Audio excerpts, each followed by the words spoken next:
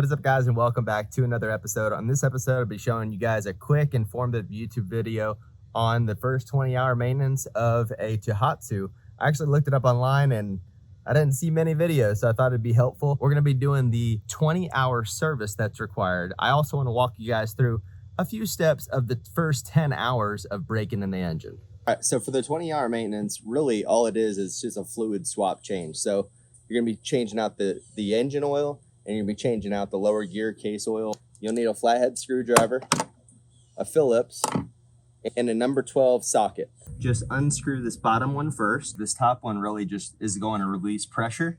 So you take that bottom one off. If you do that first, what it's gonna do is gonna release this pressure up top, and then it's really gonna start pouring out the bottom. A pro tip in making things extremely easy on yourself, this little attachment that you attach on to the quart it's amazing. This thing works perfect for the lower unit. It's universal sizes. You can buy them at a number of places, but I'll just put that link in the description below. That's a way that you can support this channel. Here we just start pumping. We just pump and pump. You literally simply unscrew it like this. Put the bottle down, put it in the new one, and before you screw that in, just pour the little remaining bit inside here. And as you're pumping, guys, oh, look at that. Right in time. See how it's pouring out the top there? That's what we're looking for. And I was just gonna say, as you're pumping, you might as well grab your coffee because you might need it. Like I said before, the top one will hold pressure and it also releases pressure. So we're gonna put that top one back in first, which is this one, the last one that we brought out.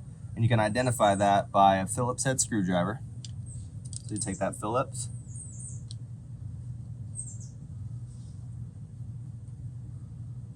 simply put that in there like that.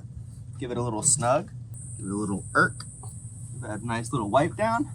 Now we're gonna move on to swapping out that engine oil. Right here, this is extremely nice to have this access point for doing the oil change. Just simply unscrew this right here, and we're gonna be draining the engine oil.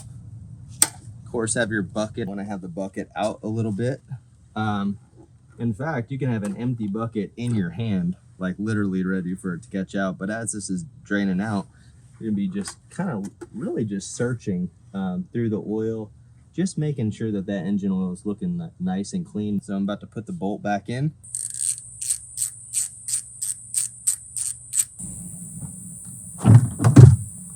Cowling straight off.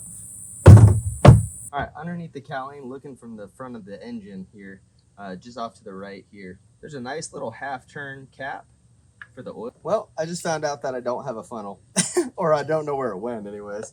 But who's not into life hacks, right? I mean, I just got this older Green Marine, some lube that I found, and it was near empty, so I just emptied it out, washed it out, wiped it down, cut the back end off, and sure enough, this top almost exactly fits right here. So today, we're gonna be using that as a funnel.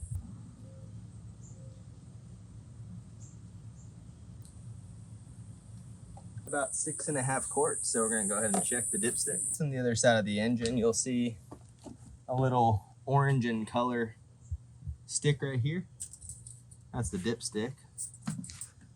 And right there, you'll see that there's some oil coming off, but you're gonna be looking for your oil to land in between these two dots. Dip it back in, make sure it goes all the way down.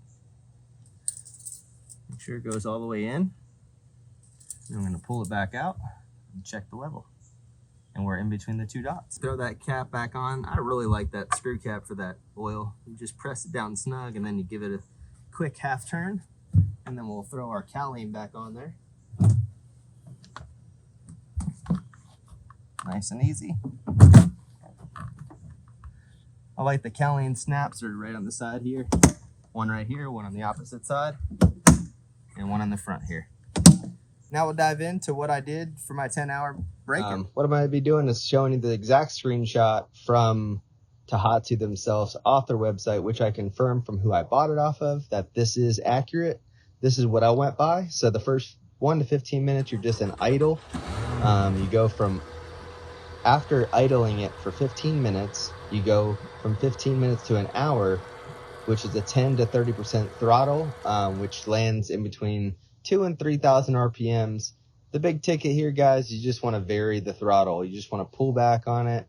You want to bump it up in speed, slow it down in speed, bump it up in speed, slow it down in speed. Just making sure that that RPM is not at the same RPM. You just want to keep on alternating it so that it kind of warms up in different RPMs.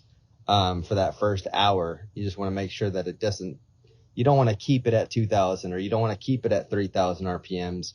You want to vary it, vary the throttle during this time frame.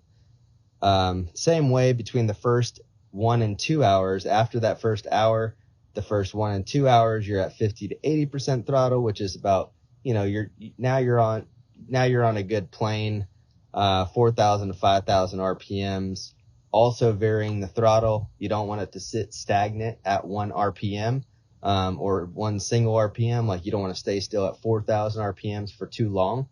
You just want to keep on varying that throttle. In the same way goes for 2 hours to 10 hours. 50 to 80% throttle, running it between 4 and 5,000 RPMs, varying that throttle. During this time, like, just, again, not keeping it stagnant is basically the key here. And then, really, what I would do is, if I were you, instead of going out on a fishing day and then trying to incorporate breaking in the engine, I would go out specifically one day, 10 out, just work all, at least you want to get up to you at least want to break in the first 3 hours before you even entertain going out for recreational purposes.